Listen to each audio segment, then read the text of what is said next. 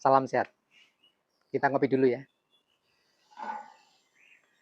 Bismillahirrahmanirrahim.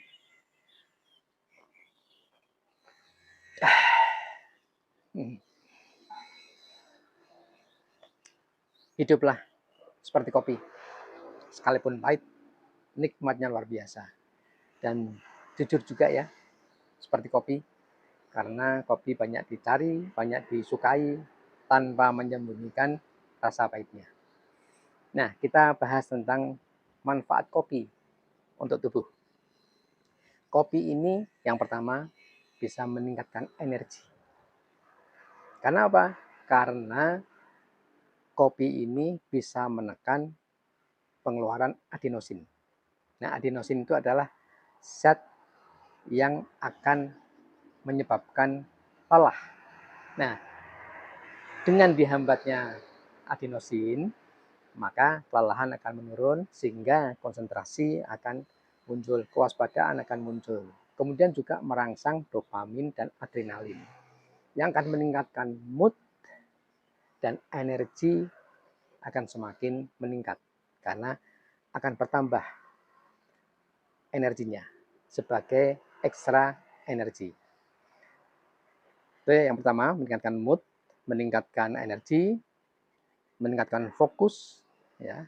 Kemudian yang kedua, membantu gangguan atau kemunduran otak. Karena kopi sifatnya adalah neuroprotektif, sehingga bisa menekan neurodegeneratif. Maka yang terjadi apa? Kemungkinan terjadi Alzheimer, Parkinson itu lebih kecil daripada mereka yang tidak pernah atau jarang ngopi.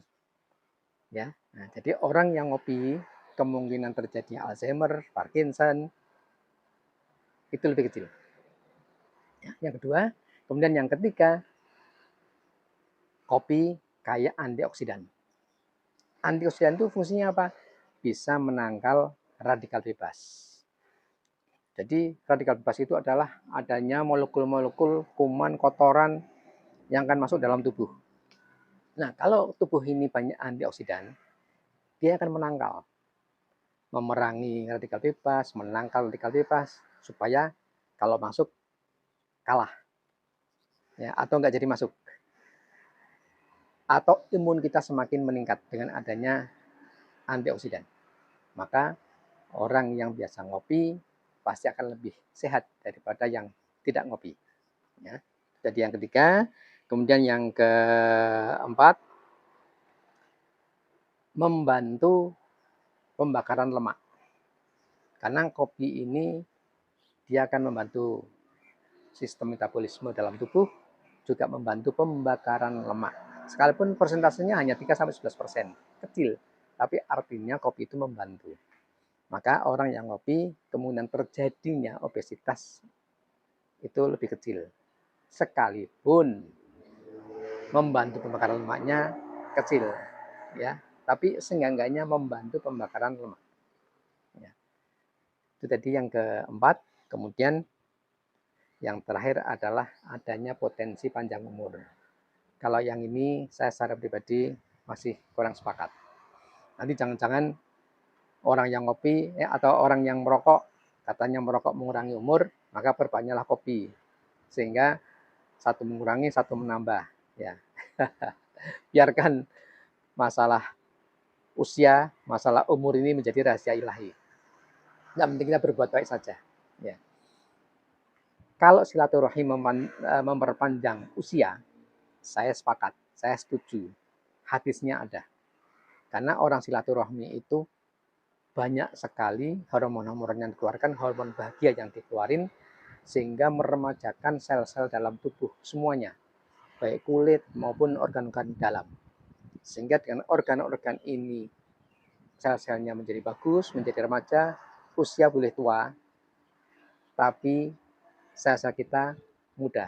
Nah, itu yang bisa menyebabkan panjangnya umur. Kalau itu saya sepakat.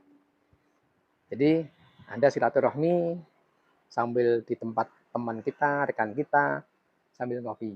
Ya, gitu. Nah, tapi kopi itu ada side effect-nya, ada efek sampingnya. Kalau berlebih bisa gelisah, insomnia, atau nggak bisa tidur. Ya, kadang berdebar-debar. Ya. Kalau punya gangguan lambung akan meningkat gangguan lambungnya, yang GERD juga, ya. Dan orang hamil tidak boleh minum. Ya. Sehingga minum kopi itu sehari cukup 2-3 cangkir saja. Ya. Tapi bagi orang yang ternyata menjadikan gelisah, sekalipun hanya 3 cangkir, maka kurangi saja. Cukup sehari sekali saja. Ya. Saya bicara untuk orang yang memang kalau minum kopi tidak berdebar-debar, tidak gelisah. Dan itu pun cukup 2-3 cangkir saja. Jangan berlebih.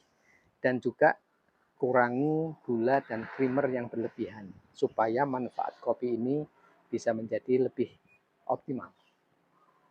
Itu ya, teman-temanku semua. Manfaat kopi dalam tubuh. Salam sehat.